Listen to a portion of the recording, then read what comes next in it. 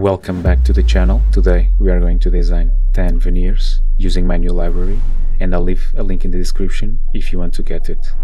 I start by selecting veneer, and in this case I'll be selecting wax so I can reduce the minimal thickness a bit further, also because usually I like to mill them in wax and press them by hand. I select Preop model, you go OK, and then shift left click to copy the same settings to the other teeth. Select save and click design. After bringing up the models, make sure it's in the correct orientation, and in this case I decided to realign the pre-op to the working model because I noticed it was slightly misaligned. So I just select some common points, I perform alignment and select best fit matching, and I have a much better alignment. I move forward to the margin selection. Make sure to select the drawing tool and turn off the magnetic option. It makes your life so much easier when selecting the margins for veneers. With that, you select the points around the margin, you close the loop, and then you just adjust the points to make sure that you have a smooth margin all around. I do that for every prep, and I just move forward to the next step, which is the path of insertion. At this stage it's very important to have a clear view of the margins. You need to be able to see the margin all around and make sure you have no undercuts. Try to see the least amount of red as you possibly can. So ideally you have the fitting surface all looking grey with a green line around that fitting area. Here you have an example of a small undercut. So basically try to move the model around until you have the best condition you can have, and then set current view as insertion axis and move forward. Do that to every single veneer. Now we enter the most important step of this process, which is the tooth placement. If you follow this channel, you already know that any big case I like to set up custom views by using the pre-op and also the background grid. I set the horizontal plane, the length of the centrals, and also the vertical midline. I like to select at least two custom views, which is the frontal view and the occlusal view. With that, it makes so much easier to jump around between viewpoints, gives you control over the symmetry and the positioning of the teeth. Now I'm just going to select the library. For this case, I'm going to select my new library, Essentia, which was created specifically for high aesthetic cases and to make the life of the designer so much easier. If you want to get it, I'll leave a link in the description. 90% of the design should be made in this step, and leave only about 10 to 5% just for small adjustments in the freeforming stage, which is the next stage. Now you can use the simple tab or the advanced one, which is really good as well. I position just half of the arch, always making sure to follow the pre-op. The idea is to make it as perfect as possible on one side, and once you are happy, we're gonna mirror everything to the other side using the Symmetry tool.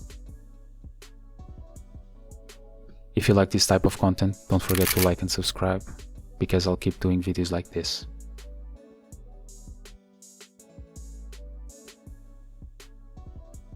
You go to chain mode, you untick all these three boxes. You go back to simple mode, click and do multiple times until they go back to the previous position.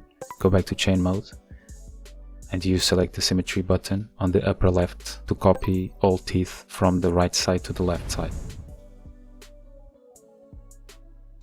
You go back to the simple mode, you select move all simultaneously, and you're gonna select the teeth that you don't want to move by pushing Ctrl and the right click button.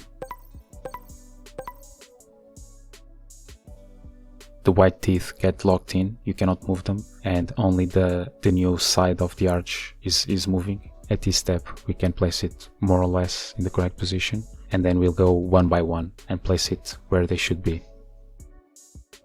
So the more time we spend here placing them exactly where we want them, the least amount of work we're gonna have on the next stage.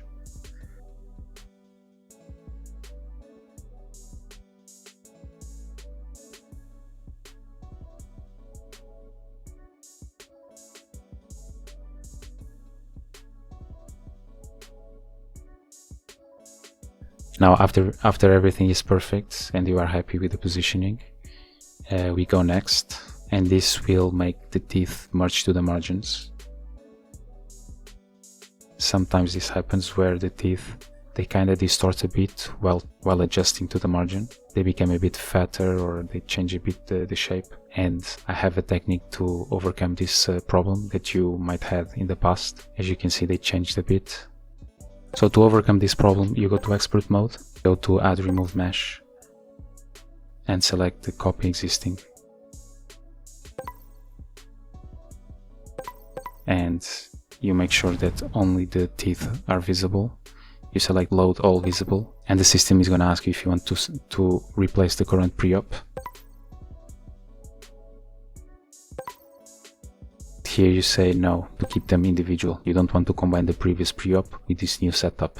And now we have an exact copy of the tooth placement as a pre-op, and what we do now is we go next.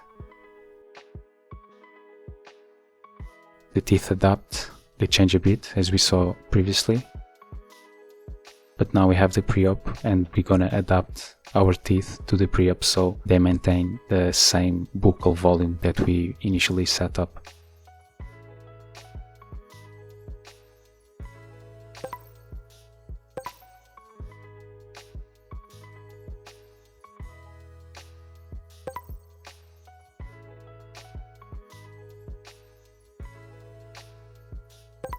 It's very important to make sure you don't allow them to fully adapt to the pre-op, because they're gonna grow bigger than the margins. They will try to adapt also to the palatal of the tooth, and we don't want that. So stop as early as you can. And now after doing this, I'll just bring up the initial pre-op so we can keep the reference of the initial pre-op.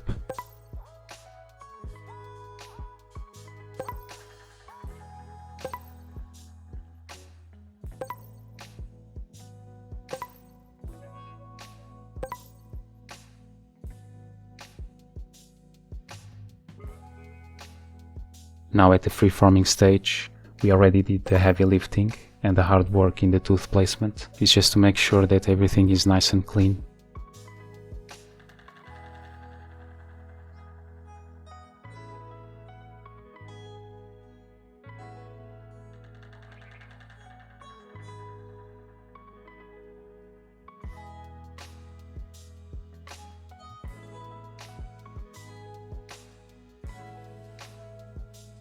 Adjust the proximal contacts, make sure that they are nice, they don't have any concavities.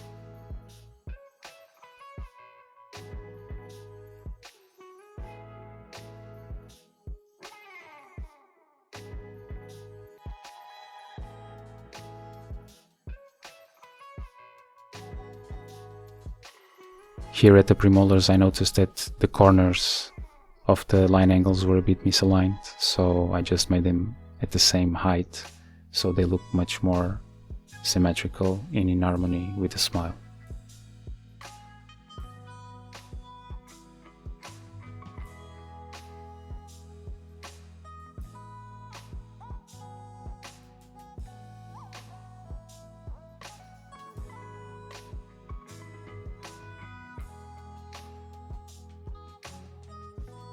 Just to finish off, I adjusted the occlusion, the contact points once again, and I just rectified the volumes of the teeth because they were a bit too bulky, and I wanted the veneers to be as thin as possible.